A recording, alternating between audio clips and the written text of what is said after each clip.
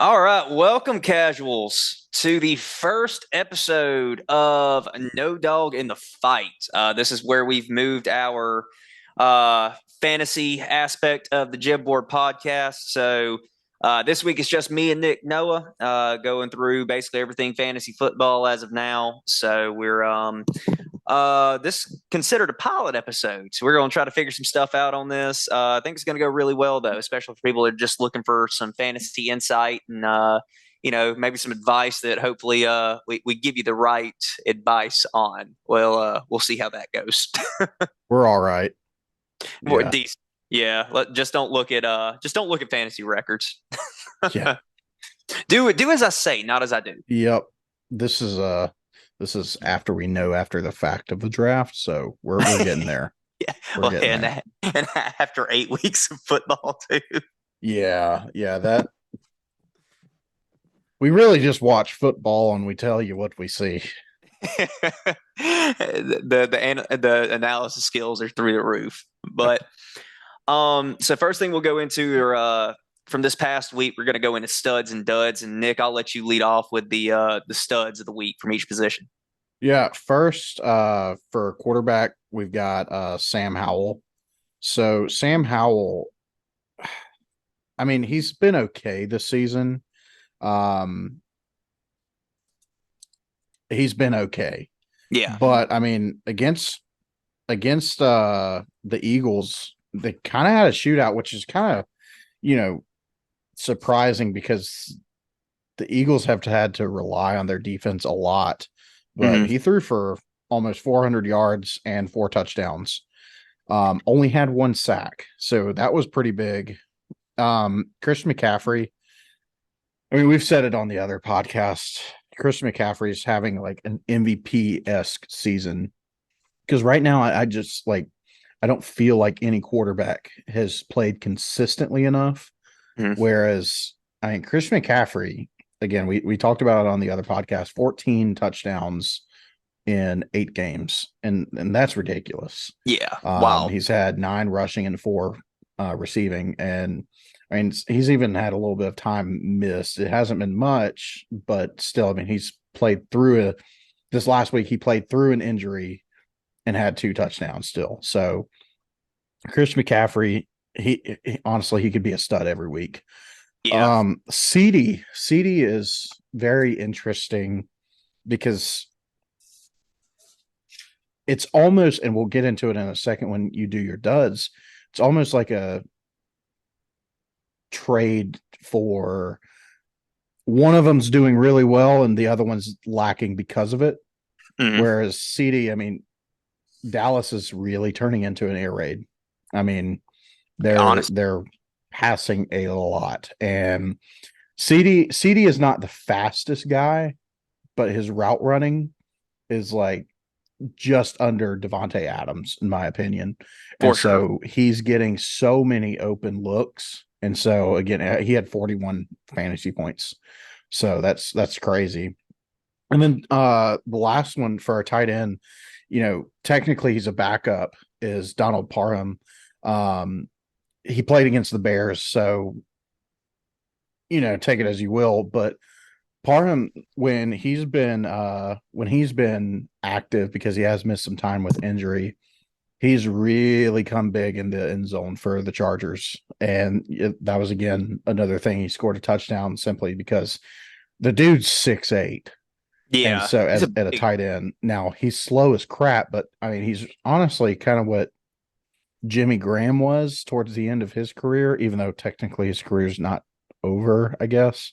Mhm. But when Jimmy Graham lost all his speed, he became that just tall dude you toss up, Big in the end body to zone. throw And at. so that's really what Parham is right now for the Chargers. And I mean, he got 14.3 points, but again, it's against the Bears. But he's had a couple outings like this that, you know, when he's been healthy, he's their red zone target. He comes in exclusively for that. Yeah. Well, and then that gets us into our duds for the week. A surprising dud on here is the quarterback. I mean, Patrick Mahomes. I mean, he only had 5.6 points this week. It was. it was a rough outing against a team that you did not expect them to have a rough outing against with Denver. Um, I know, like there's been a lot of changing of narratives and this, that, and the other. Like, when Mahomes is doing great, it's because of Mahomes. When he's not doing great, it's because of something else. Yep. I know the cycling through different receivers, like Kadarius Toney, obviously has not panned out. Sky Moore is subpar. Marcus Valdez Scantling is subpar. One of their better receivers targets at the receiver position is somebody we're going to talk about here in a little bit. But so he just did not have a great this week. Another person that hasn't had a great week, and to be completely honest, a great year has been Tony Pollard. I know a lot of people took him high after Zeke left, and he had 6.5 points this week. And it kind of goes back to what you were talking about, how Dallas is turning more into an air raid team and kind of abandoning the run. But you wouldn't think that would be the situation when they have Tony Pollard and Deuce Vaughn from Kansas State drafted this year, who could be a hell of a swing back if they gave him the opportunity. So I don't know. Things aren't really just matching up for who they have for the Dallas run game and what their output is. And it's crazy because I mean he was doing much better when Ezekiel Elliott was there, and he was trading carries with them. And now that he's the primary back, I mean it's been bad. Yeah, it has. I mean, because just to go into a little bit of detail about it, I know I've got him on one of my fantasy teams, and I mean, realistically, his first 3 weeks, I mean, you can't really complain. He had 22 points, then he had 19, then he had 15, then he had 9 points and 8 points, back up to 17 against the Chargers, and this week against 6.5. So, and then with them coming up against playing against the Philadelphia front seven this coming up week, I don't think you can really expect any better. Our wide receiver dud this week is going to be Cooper Kupp. I mean, the Cowboys just demolished the Rams, and Kupp did not help mitigate that issue at all. And realistically, Puka Nacua didn't either, but Kupp only had 6.1 points. It's I know that Stafford got hurt as well, but that wasn't until later on in the game, and he got hurt when the game was near about decided. So I don't know. Kupp is he had 2 good weeks, right when he came back, high teens, almost 20s, and now we're going back down. So I don't know if maybe he's still battling a little bit of a lingering injury, or it's just a product of the situation playing a defense like Dallas, or what. And then finally, our tight end, our dud tight end is Luke Musgrave for Green Bay. And I feel like this is less of him and more of the situation that is the Green Bay Packers right now. But he only had 2.9 points. I know a lot of people actually start him because they see him as a check down option for Jordan Love. And Jordan Love's not checking down. He's throwing the ball away. He's getting sacked. It's been bad, very, very bad. And I mean, Musgrave has been one of the few highlights, if you want to say. Mm-hmm. But yeah, I mean, it's his outlook is trending down, and I could see it continue to trend down. Yeah, I know absolutely. Especially if they don't like what was it, their first 4 or 5 games, Green Bay looked all right, but now it's just like what is going on? What Yeah. changed? What changed after the Detroit game where they basically like rewrote the script and now it's even worse? Mm-hmm. Well, that'll get us into our waiver pickups. Nick, I know you had one that's a smart pick, but another one, your first one right here that you're about to go into, is kind of interesting. It's kind of a shocker because nobody realizes it. I would say right now, I mean, hell, I've been in that situation this year, just continually panning for a quarterback. You either, like me, I drafted Justin Fields and it's not panned out. And then I had Brock Purdy as my backup, and both of them, I mean, I have gone through the ringer. But looking at it right now, Russell Wilson and I'm not basing this just off the Kansas City game because he did well.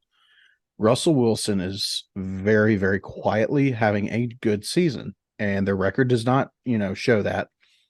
But he is tied for fourth. No, he is outright fourth in the league in passing touchdowns, Hmm. and he is tied for fifth in total touchdowns average per game. And I believe he's second in touchdown to interception ratio. Hmm. And that's, again, like we hear the narrative of Russell Wilson and bad, bad, bad, but he's not playing that bad. He's just again being overlooked. And don't get me wrong, there's better options, but if you were trying to stream or you were just SOL on quarterbacks like me, Russell Wilson is not a bad pickup, especially for like a bye week and you don't have a backup. He's your guy. 16 touchdowns, 4 interceptions. Yeah. Um, where it kind of hurts Russell Wilson is his lack of actual passing yards. But realistically, Russell Wilson is like off based off ESPN statistics, ESPN fantasy. He is the number 10 quarterback, Yep. averaging 16.8 points. And if you're in a And 12-man league, that's not bad at all. yeah. And plus another thing too is like another thing to kind of like take into consideration is that there has been only one game where he has scored under 10 points, and there has been only 3 games where he scored under 15. So it's the games where those games where he was under 15, he threw for 194 yards and a touchdown, 306 yards and a touchdown in interception. And then the one where he scored 7 points was with a touchdown and 2 interceptions. Yep. So yeah, I mean, he's really just kind of under the radar, but again, if you were looking for someone or you got a bye week, pick him up. Mm-hmm. The next guy is very similar because it's kind of, you're taking from a bad team and hoping for a small highlight of that bad team, and that's Trey McBride for tight end. Tight end is, again, I mean, this season and I would say last couple of seasons, a very spotty position in fantasy. And just because, I mean, from week to week, like for example, I've got Darren Waller Mm-hmm. and he looks good and scores 22 points one game, and then he gets hurt on the first drive and has 1.4 points. So you've got things like that. But Trey McBride is stepping in for Zach Ertz, who just went on IR, and he's kind of being what that Luke Musgrave was ish for Green Bay. But I mean, honestly, like the Cardinals are passing the ball better than the Packers right now. Oh, absolutely. And so they're starting. I honestly couldn't even tell you his name, the new quarterback, but Kyler Murray could be coming back in the next couple of weeks. And I mean, Trey McBride had 25.5 points last week at tight end in his first game with it was just him starting. Mm-hmm. And so, I mean, and he had 14 targets. He had 10 catches for 95 yards. But again, I mean, you've consistently all season seen like after the first five, because he's really just a no name. After those five, he had 3 targets, 5 targets, 6 targets, 14 targets. And that 14 mark was when Zach Ertz was officially out. So Trey McBride is, again, I mean, if you're looking for someone, whether you've just had bad luck with tight ends or what, Trey McBride's not a bad little pickup. Yeah. Well, and with my waiver pickups, my first one is actually going to be the stud from this week, Sam Howell. So Sam Howell is right there. He is the number 8 quarterback in ESPN fantasy. Um, his issues seem to arise when they play a consistently good defense. Like when they played Buffalo, he scored 0.6. When they play the Giants, he scored 9.46. But again, after those 2 games, he has scored over 15 points, and he has basically scored 20 in how many weeks? 8 weeks. He has scored 20 points in 1, 2, 3, over 20 points in 3 weeks, over 18 in 5 weeks. So he they've committed to Sam Howell, and they've realistically said like, hey, regardless of how you do, we're gonna pass the ball. That could be seen against Buffalo when he had 4 interceptions. But since then, he's had 3 interceptions and 10 touchdowns. Well, I mean, So you also want to look at his receivers too. He does not have a bad receiving core Jahan with Dotson, Scary John Terry, Dawson, Curtis Samuel, Curtis Samuel, Logan yeah. Thomas at tight end. I mean, there's some good options. And plus, I mean, Brian Robinson's picking up a little bit in the plus Antonio Gibson. I mean, you've got a lot of options that he can throw to, and that's what they're committing to. So, yeah, I mean, he's very under the radar. So that's a really good waiver pickup. Yeah. And my second one is going to be somebody that's starting to come out of their shell a little bit. Rashee Rice at Kansas City.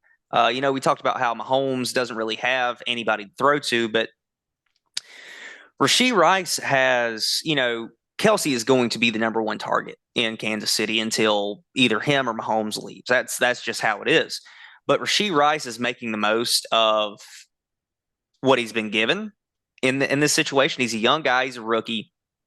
Um, this year he's been targeted the most in a game 7 times. It's an average of about 5. But in the past 4 weeks, he's had 13 points, 11 points, 17 points, and 9.6 against Denver. But again, that Denver game was brutal. So he is starting to come out of his shell a little bit. And if you're in need of a flex spot, let's just say you have like your receiving core is hurt, or like you've got Justin Jefferson, for example, like you pick Justin Jefferson and now your receiving core is kind of struggling. Rashee Rice would be one of those guys that you could pick to stabilize a little bit until Jefferson comes back.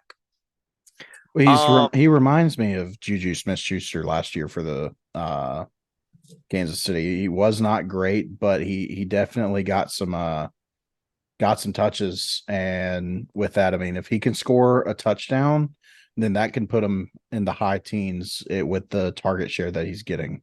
Absolutely. Well, and I guess that will go into our sell high and buy low too. And I'll go with mine real quick. My sell high is going to be Gus Edwards. I know he's looking more and more like, what am I trying to say? Some people already have him because he's the number one running back at Baltimore as of now, right? Because J.K. Dobbins went down. Yeah. So a lot of people picked him up in that after that incident. So, and the past couple weeks he's had, I think he's had like 5 touchdowns in 2 weeks. He had 3 this past week. Yeah. But I don't expect that to continue. I really don't. I think it goes back to more of a Lamar Jackson. This is Lamar Jackson's team, and he's gonna like make plays with his feet more. It'll be a little bit more of a running back by committee as well with Justice Hill. That plus, I think they rely on their defense more. Like they had a great game against Detroit 2 weeks ago. Don't get me wrong, but then they turn around and barely won this past week. So I'm not saying like the Detroit game was a fluke, as Detroit throws a pick six. How about the timing of that? But yeah, I don't say that game was a fluke, but I will say that you can get something out of Gus Edwards for your team for your value. Like I just don't see his production staying up. Somebody I would buy low though. I think I would buy Dalton Kincaid low, rookie out of Utah. He has not seen a lot of target share this year up until the past couple weeks. I think this week he had 17.5 points against Tampa Bay, and then he had 15.5 against New England. You know what the big difference there was, Nick? Dawson Knox. Number one, but well, yeah, it was really Dawson Knox being injured, I guess. Yeah, he's somewhat. on IR. He's on IR. Target share went up too. Mm-hmm. So I would buy him low if you can, because I would have bought him low after the New York Giants game because I believe that's when Dawson Knox got hurt. I would have Yeah. bought him low after that, but if you still have the ability to, or even pick him up on waivers, that's who I would if you need a tight end. Well, what about So your sell high and your buy lows? One of those names on there actually looks familiar from a segment earlier. no, I'm changing it. Oh, okay, never mind. Uh, my sell high is Jameer Gibbs. Gibbs. I mean, as we speak, we're doing this as the Lions play. But last week he had, I think, 26 points, and right now I haven't seen what it is right now, but I've seen him break off a couple big passing plays and rushing yards. Um, I really think it's going to diminish once David Montgomery gets back, especially the red zone looks. And Yes, so, I has mean, 13.7 points okay, right now. there you go. So, yeah, as soon as David Montgomery gets back, I think it's going to diminish. But, if you can get him to, if you can sell him for a higher receiver or based on whatever your needs are, you could possibly get like a Mike Evans or even a Chris Godwin. I mean, just kind of throwing two guys that I tend to always have for some reason in fantasy, but like you can get probably a top 20, maybe a top 15 receiver out of him, Mm-hmm. who I think, again, he's going to diminish. And then buy low is Devontae Adams. Devontae Mm-hmm. Adams, the last 4 weeks, he has had, let's see, Devontae Adams has had 8.5, 4.9, 12.7, and he has one catch tonight so far, and it's in the third quarter. He has not looked good the last couple of weeks, and the Raiders just have not looked good because of it. Agreed. And so I think if you could get him for like even a Jameer Gibbs, Yeah. I think better days are coming for him. I think the Raiders are going to realize that if we don't get him the ball, our offense will not move the ball. And so they're going to scheme him open because he's going to get open. But instead of having like a play where he's got 2 to 3 different options he can go to, it's, hey, this play, you're throwing it to Devontae Adams. Yeah. So right now, if you can get him for, somebody not that you think is going to, kind of falter, like I said, like a Gibbs, then I think it's going to pay out pretty well. Absolutely. Well, and then this we'll go into our best possible. So with our best possible lineup, this is like foregoing obviously like current teams. Like this is who we think will be the best. This is basically who we're predicting who our studs are going to be next week. For me, I feel like at quarterback, you've got to have Matt Stafford. I know he technically got hurt this past week. Injured his from what you said, Nikki, injured his thumb when he threw it and hit somebody in the helmet. Yeah. So he's questionable. But this week they're playing Green Bay. Green Bay is bad. And I feel like this is going to be a bounce back game for all three of those guys we mentioned earlier between him, Cup, and Nakua. So, because another thing too that we talked about on the Jetboard podcast that comes out on Wednesday mornings, is we talked about how the Rams don't have a run game. Like after Kyron Williams went down, and they've picked up Darrell Henderson and they've picked up who was the other guy? What's the other guy's name? I don't even remember his name. Is it like Russell or something like that? Oh yeah, no, I don't know. I was thinking of Zach Evans.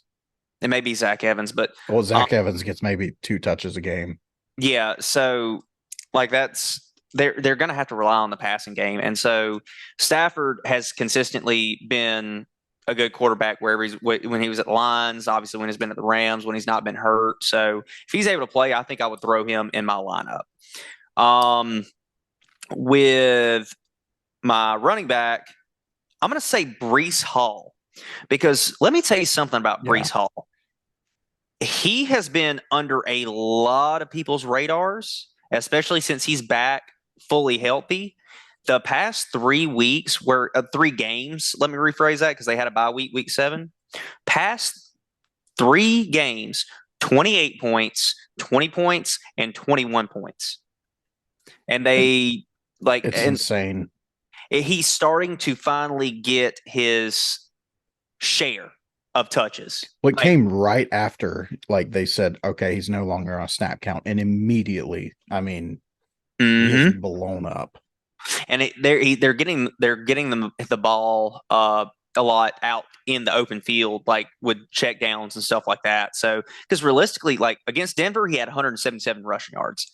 Then against Philly, he had 39 rushing yards, and then he had 17 against the Giants. But where he has picked up is he had 54 yards receiving against Philadelphia, and then he had 76 yards receiving and a touchdown. It was targeted 9 times against the Giants. So I would throw Hall there. I'm going to pick Devontae Smith as my receiver, being that, like we talked about on the main podcast, AJ Brown's on a tear. And Dallas next week is going to look to shut AJ Brown down, and I think that is going to open up Devontae Smith a lot more, and he's going to have a more of a breakout game this year or this week. It's With my either going to be he's going to have a breakout game, or the Eagles will just straight up lose.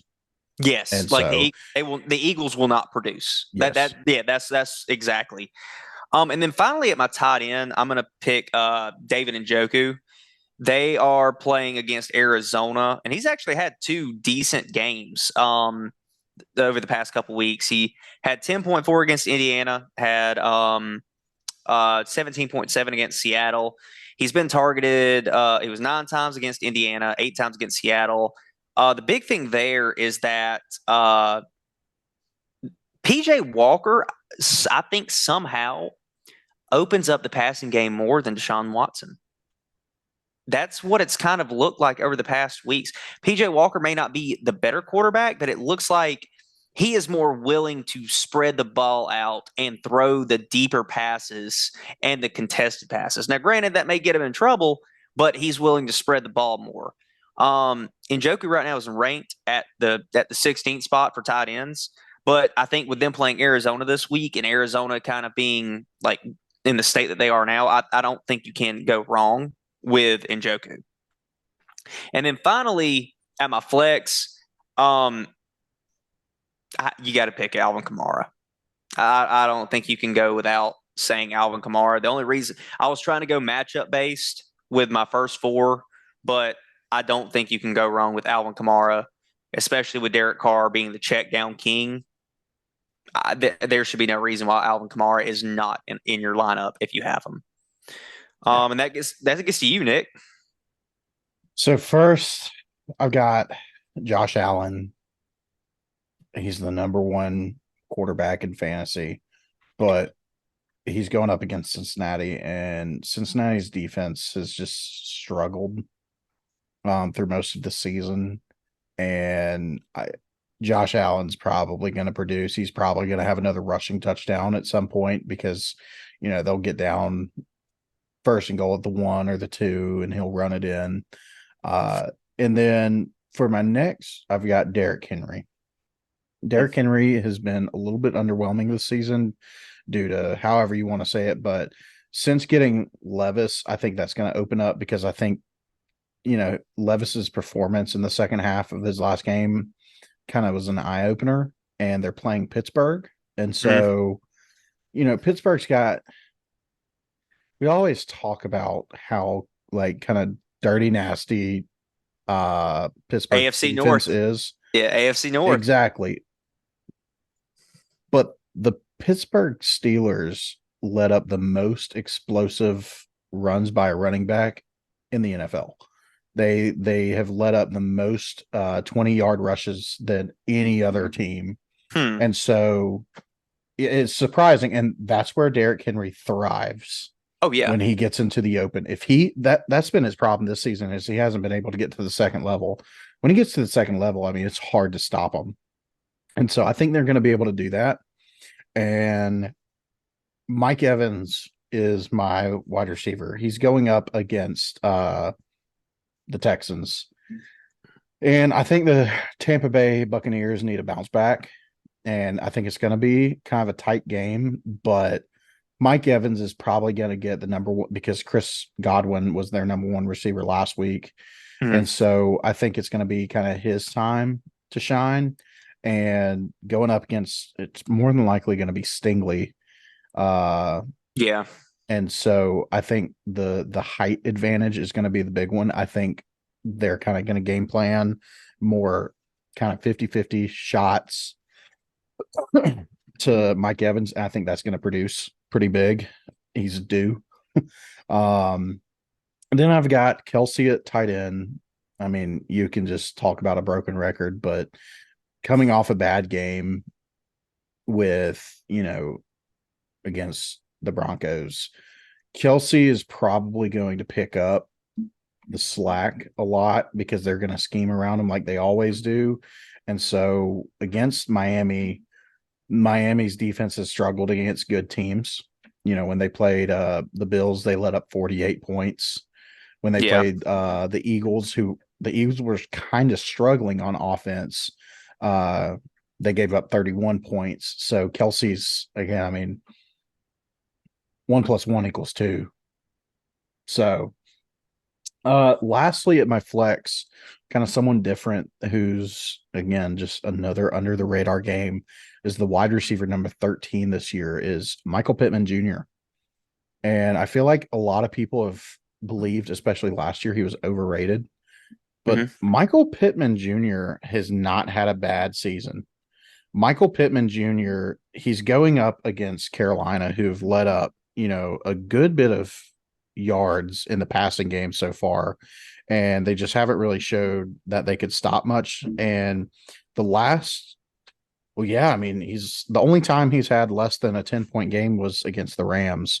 But other than that, I mean, he has had a consistent floor, but he's Quiet. also, yeah, but he's also had a decent ceiling where he scored 23, he scored 19, he scored 18, he scored 16.7. Like, you know, he can get you those decent, and now especially with Anthony Richardson out and Gardner Minshew in, he's really like kind of dialing in. Okay, like he had 13 targets last week, and then Hmm. the week before with against Jacksonville, he had 14 targets.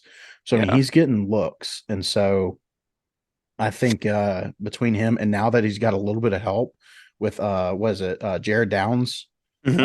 the rookie, now that he's getting a little bit of help with a number two receiver, they can't just, okay, the whole game plan is just stop Michael Pittman Jr. because he's overlooked. I think he's due for a good game. Yeah. Well, the way that Michael Pittman Jr. is playing this year kind of reminds me at a little bit of a lower level. It reminds me of how Amon-Ra St. Brown is Yeah. this year. It's like he's very consistent. There is you know that he is going to get you X amount of points within a 6 point frame. So, like, if he's projected like 15 points, you know he's going to get you anywhere from 12 to 18. Yeah. He is consistent. So, yeah, He's no, not I going to bust, but he may not boom, but he's going to get you what he's projected. oh, absolutely. And especially being the number one guy. Um, and from what I understand, the Colts don't really have like a tight end either. So like Pittman, I mean, you can realistically say Pittman is not necessarily their check down guy, but their go-to guy. Like he's gonna be open, and the routes that they run for him, he's gonna be open to get him the ball. Maybe it's like like a 4 yard five or 4 or 5 yard curl, or a slant to the inside, or maybe like a little short out route or something like that. But he's gonna be open to get the ball, get that him the ball. Yep. So, all right. Well, moving on into our final segment. This is actually uh something we're going to do based off of what's called dynasty. And for everybody that doesn't know what a dynasty football league is, it's when you draft a team and then you keep that same team year to year. So there's a little bit of a different strategy when you draft. We do ours through an app called Sleeper. And so what we're going to do now is we are going to draft, me and Nick, the top 10 players that if we had the opportunity to take in dynasty. The parameters are we have to take one each of a quarterback, running back, receiver, tight end, and then a flex. but we can take them at any point in time. So Nick can start off with a receiver, and I can go to a running back. But after that, we have our flex, but we can't pick those again. So you can end up with two running backs. You can end up with two receivers, but once you take it, they're off the board. So um, Nick, you do the honors and you start me off, or you start us off with who you would take number one overall. Shocker, shocker. I'm taking Chris McCaffrey. Uh, with sleeper, you're like you said, you're really looking for young guys because you keep the same team, Mhm. and Christian McCaffrey is about that middle age area where running backs can still produce. And I mean, obviously, you're seeing that right now. He's 27, Mhm. but he's the running back one in fantasy. He's been, I mean, just so consistent in scoring, whether it's his receiving, whether it's his running, whether it's the touchdowns, it doesn't matter. And so he's still got a good, I would say, 5 years Oh of, yeah. prime, like top five running back potential. So, I mean, unless you're looking for, 10 years down the road, I think I'm fine with having the number one receiver or running back for 5 years. Yeah. Um, so I'm going to go a little bit different. I'm going to take a receiver, and I'm actually going to take, because of results plus the situation he's in, I'm going to take AJ Brown. The reason I'm taking AJ Brown is because he is putting up consistent numbers, like great numbers at Philadelphia right now. Philadelphia is going to be a reckoning for the next 5 to 6 years already. And one thing that we don't talk about is that AJ Brown has only been in the league 4 years. So he is still going to be a force to be reckoned with, even if the Eagles decide to burn everything to the ground and trade away. I feel like anywhere he goes, unless they have they're running the Wildcat, I feel like AJ Brown's Yeah. is fine. Um, my next pick, I am going to take I'm going to go ahead and take my running back here. And just based off the results that I've seen from him this year and his outlook and his youth, I'm going to take Bijan uh, as my running back.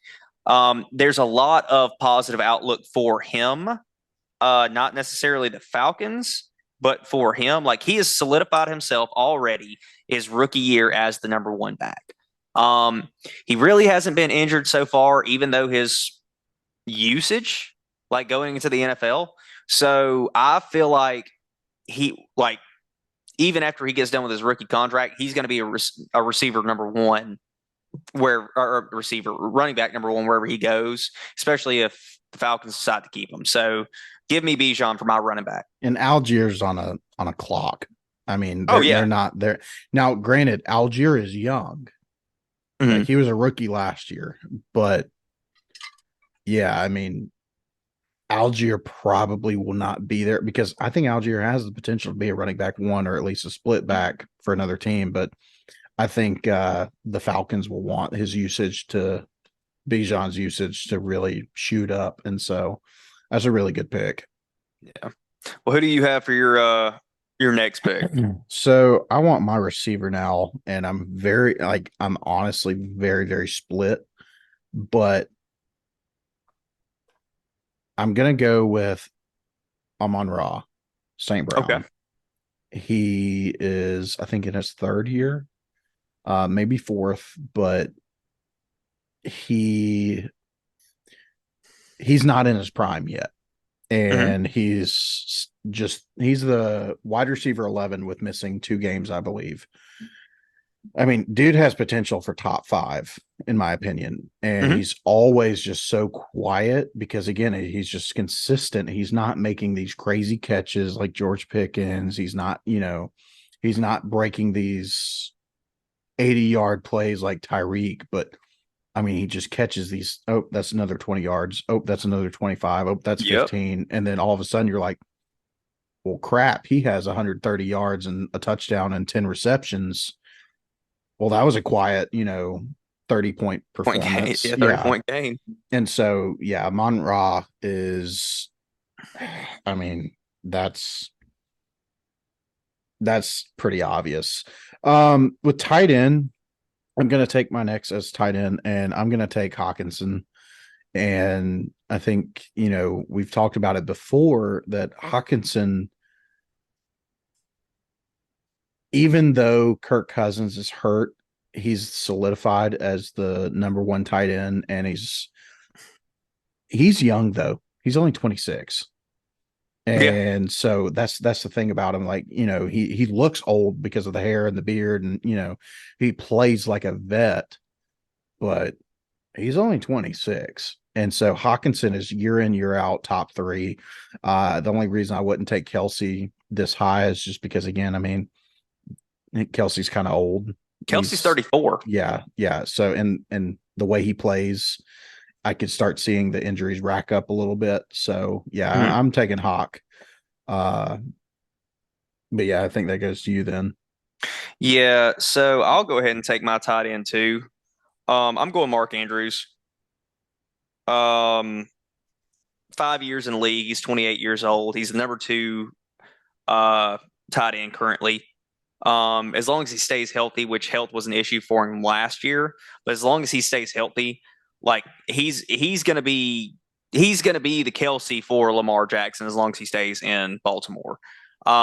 Big guy, really good route runner, highly athletic, like extremely athletic. So he can get open and but the thing is he's like he doesn't really play the same way that Kelsey does because Kelsey just runs to the open spot where Andrews is actually running routes. So, like, I like having Andrews just because of his somewhat use. There's a couple other guys that you could throw in there, like Sam Laporta for the Lions this year, possibly Musgrave. If he was producing more, um, possibly George Kittle, but he's got his inconsistency. So, I feel like Andrews is a safe pick for my tight end. Yep. Um, with I'm gonna go ahead and take my flex, and this is kind of tough because with the flex, obviously it's wide receiver, running back, tight end. I might. Let's see. If it's me, I think I'm gonna take a running back, and I think I'm gonna steal your guy from last time. I think I'm going KW3. I think I'm going Kenneth Walker. I don't like Hard not to he pick him. it's hard not to pick a man. Like, you know, with Kenneth Walker the third, the thing about Kenneth Walker the third is that there's other running backs you could obviously take. You could take Saquon. You could take Kamara. Kamara would be a great one. Um, but he's in a good spot where he's in a more balanced offense where he can thrive. And a big thing, specifically with Kamara, for me, is like Kamara is a little bit of a wild card. So, you don't want to have someone that could potentially get suspended or kicked out of the Yeah. league, you Yeah. know? So I'm going to go with the safe bet there and pick Kenneth Walker. Good pick. Is that who you're going to pick? Yeah. Yeah. I'm going to go, and I almost always go with a running back for my first flex, so I'm going to swap it up. I'm going to go Jordan Addison. That's a great pick. And again, like there are a lot of questions because, Kirk Cousins just went down. Because from what we're hearing, they're more than likely going to take or get a quarterback and They going to get a trade. Yeah. quarterback, all right. They're, Boo. yeah, they're probably going to get Jaboo. But regardless, he is Amon-Ra St. Brown is like he's very, very much so. I'm gonna get open, Mhm. and he makes again, it just doesn't look exciting like some of these other guys, but he scores, and like he's a rookie, but his upside is so crazy. And if he can manage to stay alongside with Justin Jefferson, like God, he could seriously be a very strong number two. But even alone, I mean, right now you're seeing it when it's just him. He's putting up, I mean, top seven receiver numbers. Oh yeah. So I think his usage will continue to rise. And then lastly, so I usually take my quarterback last. And, it feels like I'm going to take a rookie here because I want, quarterback, in my opinion, is not a very important position in fantasy. Hmm. The way I try is the key word, is, I try not to lose my games or win my games with a quarterback. Very true. But I'm going to take, in my opinion, the next Joe Burrow is CJ Stroud. Oh yeah. I mean, yeah, I think he will continue to get better. They're going to get bigger, better receivers down the road, and eventually they'll figure out the running game. And CJ Stroud, again, I can see him. He's played awesome in his, first year. But again, I think it's just going up and up and up, like a Joe Hmm. Burrow kind of, because when Joe Burrow first went to Cincinnati, they were struggling. They were bad. And he looked, he was okay. He was good. And then he got hurt.